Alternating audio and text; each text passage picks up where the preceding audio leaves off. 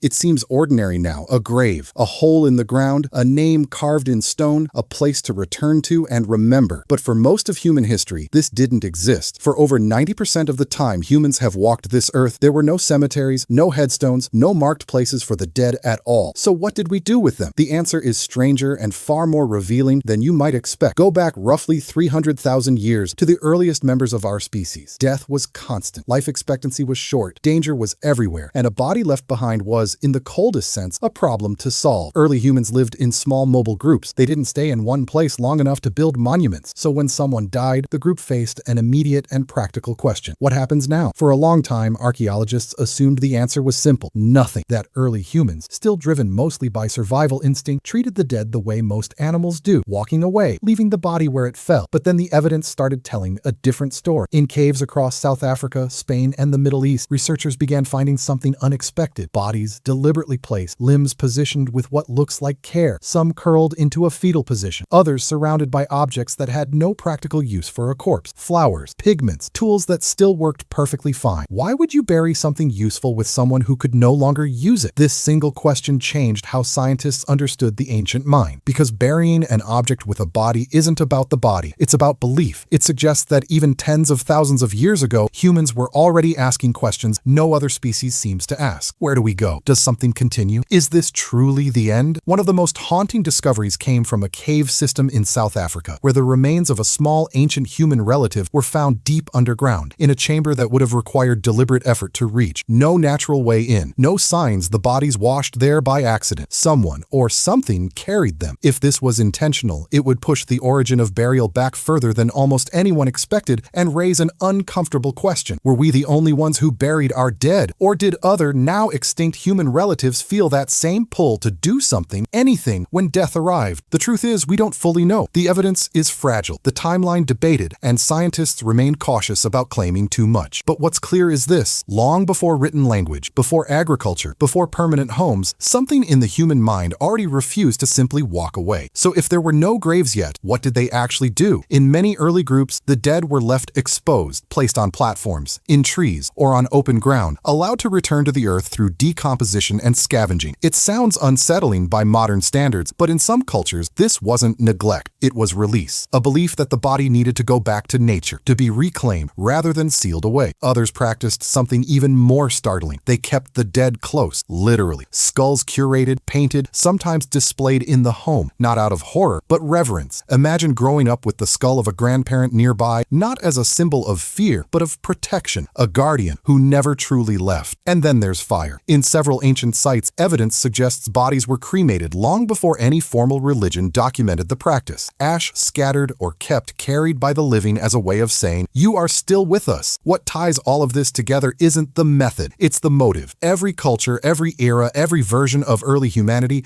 seems to arrive at the same unspoken need. Do something. Mark this moment. Don't let a person simply vanish without meaning. This is where it gets even more interesting, because grief itself may not be uniquely human. Elephants have been observed returning to the bones of dead herd members, touching them gently with their trunks. Chimpanzees have been seen carrying deceased infants for days, refusing to let go. If other species show behavior that resembles mourning, then maybe what we call burial isn't really about religion or ritual or even belief in an afterlife. Maybe it's older than all of that. Maybe it's simply love, refusing to end where life does. Eventually, as human groups grew larger and settled into permanent communities, burial became formalized. Graves appeared, then tombs, then monuments so vast they still dominate skylines today. But strip away the stone, the gold, the elaborate rituals, and you find the same instinct that existed in a cave hundreds of thousands of years ago. A body placed gently, an object left behind, a silent refusal to say goodbye without meaning. So the next time you walk past a cemetery or place flowers on a grave, know that you're not just following tradition. You're echoing something ancient, something that may predate language itself. Long before we had words for grief, we already knew how to grieve. And in that instinct lies something quietly profound. Perhaps what makes us human was never really about tools or fire or shelter. Perhaps it was always about how we chose to say farewell. If this made you see something ordinary in a whole new light, subscribe. There's a lot more hiding in plain sight.